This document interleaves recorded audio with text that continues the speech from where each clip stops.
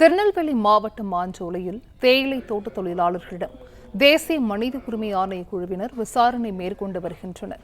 கூடுதல் விவரங்களை செய்தியாளர் அமுல் ஜெய்சிங் வழங்க கேட்கலாம். அமுல் ஜெய்சிங், வணக்கம். இது குறித்தான முழு விவரங்கள். வணக்கம். திருநெல்வேலி மாவட்டம் மாஞ்சோலை தேயிலை தோட்டங்களின் ஒப்பந்த காலம் பிபிடிசி நிறுவனத்திற்கு வருகிற 2028ஆம் ஆண்டு முடிவடைய உள்ளதால் அங்கு வாழும் 534 தொழிலாளர்கள் பணிபுரிந்து வந்தனர். அவரிடம் சிலர் விருப்ப ஓய்வு அளிக்கப்பட்டுள்ளது. தற்போது 354 தொழிலாளர்கள் அந்த பகுதியில் இருந்து வருகிறார்கள்.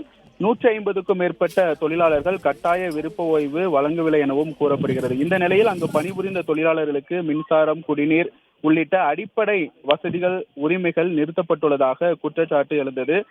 இது குறித்து புதிய தமிழகம் கட்சி தலைவர் கிருஷ்ணசாமி மற்றும் அந்த பகுதியை சந்திக்கும் மக்கள் கடந்த ஆகஸ்ட் 20ஆம் தேதி தேசிய மனித உரிமை ஆணையத்தின் பொறுப்பு தலைவர் விஜயபாரதி சயானியிடம்